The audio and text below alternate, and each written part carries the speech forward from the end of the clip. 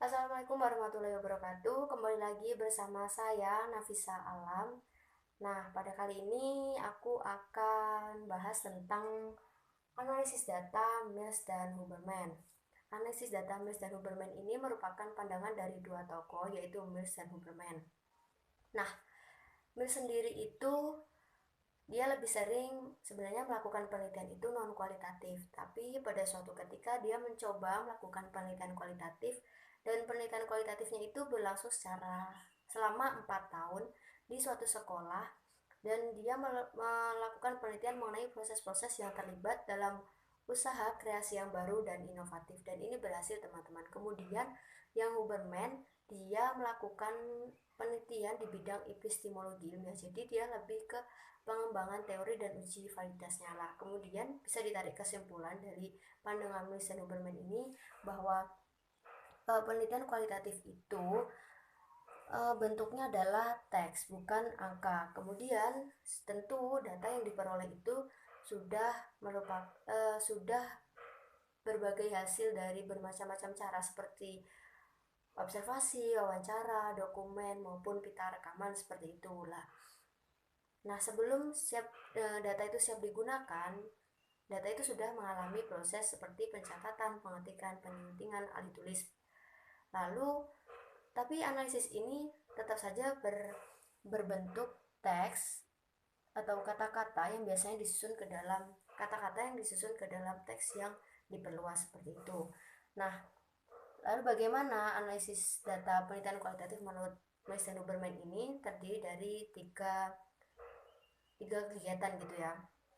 Tiga kegiatan, yaitu yang pertama ada reduksi data, yang kedua ada penyajian data, dan yang ketiga ada penarikan kesimpulan atau verifikasi. Nah, reduksi data ini yaitu proses pemilihan, pemusatan perhatian, penyederhanaan, transformasi data kasar yang muncul dari catatan-catatan tertulis di lapangan. Nah, jadi tentu sebelum direduksi datanya ini kita kan sudah melalui proses masa pengumpulan data, kemudian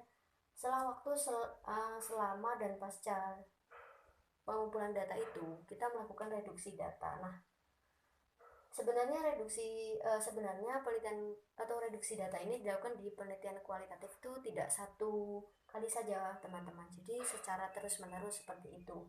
Nah, di sini peneliti itu bisa melakukan antisipasi sebelum kita melakukan reduksi data itu tadi.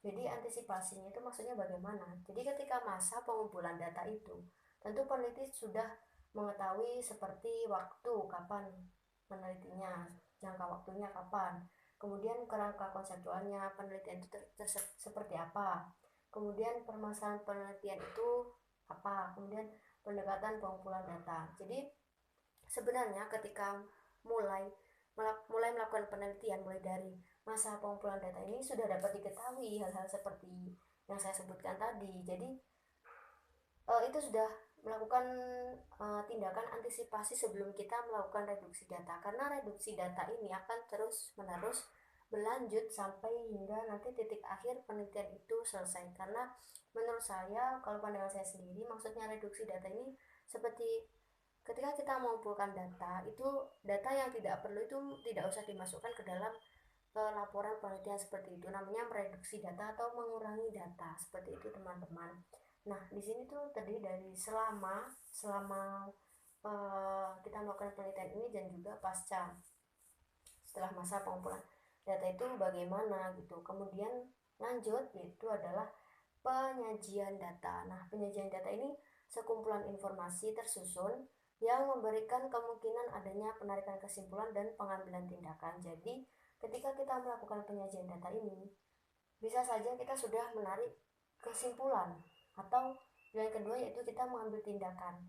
Tindakan yang bagaimana? Maksudnya itu kita ini bisa saja sampai sini itu sudah mendapatkan kesimpulan, jadi tidak usah melanjutkan penelitian, atau juga bisa jadi kita melanjutkan penelitian lagi. Nah, biasanya penyajian data ini itu bersifat teks naratif, grafik, tabel, piktogram, ataupun chart. Jadi penyajian data ini juga memiliki jangka waktu selama penelitian itu berlanjut dan juga pasca penyajian data itu gitu. Kemudian yang ketiga ada penarikan kesimpulan atau verifikasi. Nah, di sini saya mencantumkan penjelasan seperti ini. Kesimpulan awal yang dikemukakan masih bersifat sementara dan akan berubah bila tidak ditemukan bukti yang kuat yang mendukung pengumpulan data. Jadi mulai dari awal kita melakukan penelitian sebenarnya kita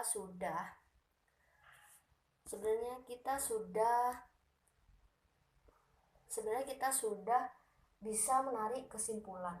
Tetapi bisa saja kesimpulan itu bersifat sementara karena belum ditemukan bukti yang kuat dan juga belum ditemukan bukti yang mendukung pengumpulan data tersebut. Kemudian maka ini kalimat selanjutnya, tetapi apabila bukti di awal sudah valid dan konsisten, maka kesimpulan penelitiannya sudah kredibel. Jadi jika di awal kita sudah memiliki sebuah kesimpulan dari penelitian kita itu, kemudian selama masa penelitian itu kita sudah mendapatkan bukti-bukti yang kuat, yang sudah valid dan konsisten terkait dengan penelitian itu, maka ya sudah, kesimpulan tersebut itu dianggap sudah kredibel, seperti itu teman-teman.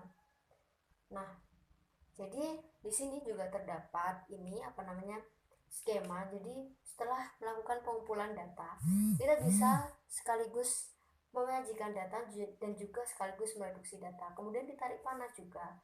Nah, ketika menyajikan data ini masih bisa terjadi reduksi data. Maka reduksi data ini tidak terjadi sekali tok di awal. Jadi ketika kita mengumpulkan data kemudian menyajikan data, itu masih terjadi reduksi data karena data-data itu dianggap tidak penting atau tidak bisa memuat penelitian kita, atau mungkin tidak benar atau kurang benar gitu ya. Kemudian setelah penyajian data, kita ini bisa menarik kesimpulan, atau ketika reduksi data kita bisa menarik kesimpulan seperti itulah. Lalu bagaimana jika kesimpulan atau verifikasi ini belum sukses? Maka kita kembali lagi mengumpulkan data seperti itu teman-teman. Jadi penelitian kualitatif ini berlangsung secara terus-menerus seperti itu, hingga data yang kita kumpulkan ini mendapatkan kesimpulan yang sudah tepat dan sudah konsisten, yang dianggap kredibel itu tadi, seperti itu teman-teman. Dalam melaksanakan ini juga penyajiannya itu lebih ke sifatnya, yaitu adalah teks atau kata-kata yang diperluas tadi teman-teman. Nah, kemudian ketika kita menarik kesimpulan itu, jikalau kita sudah memiliki patokan, misalnya kita sudah menyimpulkan di awal, kemudian tapi kok kita rasa kurang tepat atau kurang puas, maka kita bisa mendiskusikannya kepada orang yang lebih ahli, mungkin kepada teman-teman kita, seperti itu. Sekalipun seseorang itu menyatakan telah melanjutkannya secara induktif penelitian tersebut. Nah, dan di sini bisa saja nanti di akhir itu kita lebih mengetahui kesimpulan yang lebih intersubjektif, atau maksudnya itu lebih konkret gitu teman-teman.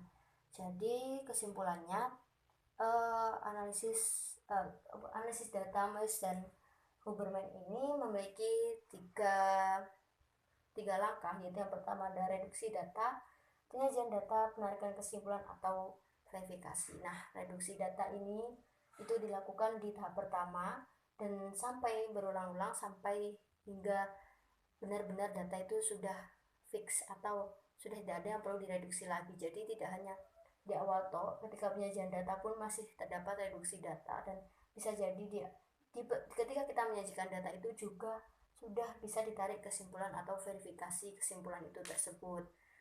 Jadi mungkin itu saja yang dapat saya sampaikan. Apabila ada salah kata ataupun kekurangan, saya mohon maaf yang sebesar-besarnya. Wassalamualaikum warahmatullahi wabarakatuh. Sampai jumpa di pembahasan selanjutnya.